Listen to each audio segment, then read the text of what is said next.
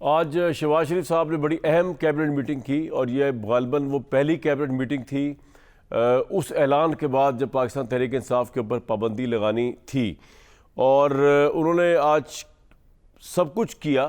उन्होंने डिजिटल दहशतगर्दी पे बात की, उन्होंने और बड़े मसले और फैसले किए, लेकिन जिस शद्दोमत के साथ, जिस फैसला साजी के साथ वो एक हफ़्ता पहले मैदान में उतरी थी हुकूमत कि अब हम लगाने जा रहे हैं पाबंदी पाकिस्तान तहरीक इंसाफ पर, वो जो कैबिनेट से अप्रूवल होना था, फिर उसके बाद उसका डिक्लेरेशन बनना था, फिर वो डिक्लेरेशन कोर्ट में जमा होना था, वो पहले ही मरना नहीं हो सका।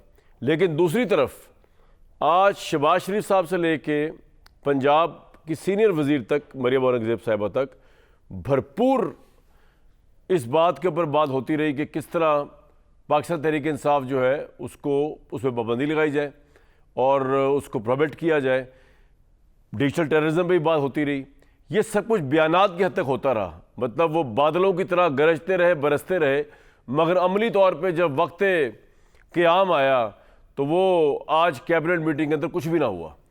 शहबाज शरीफ साहब जो है वो ने फरमाया, ज़्यादा उनका फोकस ऑफिशियल वेबसाइट पे था पीटीआई की, डिजिटल टेररिज्म पे था। और उस हवाले से मेरे सामने इस वक्त जो कानून मौजूद है डिजिटल टेररिज्म के ऊपर, ये 2016 का पैका का ऑर्डिनेंस जो है उसको लेकर, उसी के अंदर अमेंडमेंट्स इमरान साहब ने भी पहले की थी, फिर इस्लामाबाद हाई कोर्ट ने उसको स्ट्राइक डाउन कर दिया था।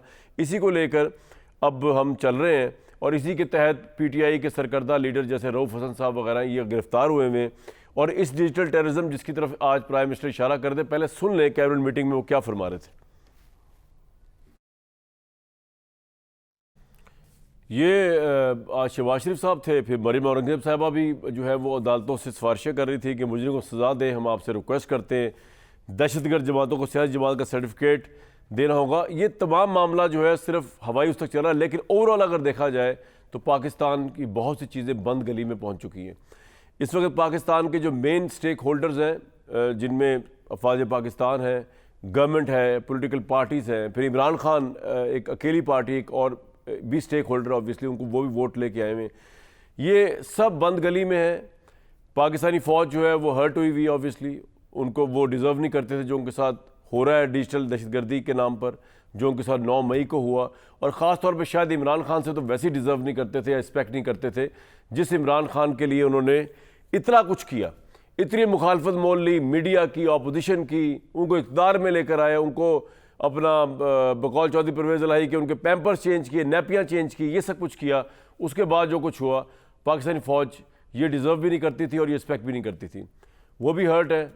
इमरान साहब के अपने ज़ख्म है वो जो लेके बैठे हुए हैं, लेकिन 1 इंच वो पीछे आने को तैयार नहीं है। और एक चीज़ जो शायद इमरान खान और दूसरी पॉलिटिकल पार्टीज़ जो कन्फ्रंट करती हैं फ़ौज से नहीं समझती, फ़ौज का तो काम ही मैदान में उतर के जंगें करना, फ़ाइट करना, वो तैयार इस काम के लिए हुए। सियासतदानों का ये काम नहीं है कि फ़ौज के साथ अड्डे लगाएं, इस्टेब्लिशमेंट के साथ मैदान जंग अपना पिक कर लें और फाइट करनी शुरू कर दें, ये उनका काम नहीं है। फ़ौज तो तैयार होती है, बाहर से ख़तरा हो, अंदर से ख़तरा हो, उनका तो काम ही है। तो आप उनको अगर इस पर प्रवोक के चैलेंज करेंगे तो आप उनको अपने लिए बहुत बड़ा ख़तरा पाएंगे हर लिहाज से। ये बात अगर किसी अकल के अंधे ने या अकल के उस ज़ीरक आदमी ने इमरान खान साहब को बता दी होती तो आज ये हालात ना होते।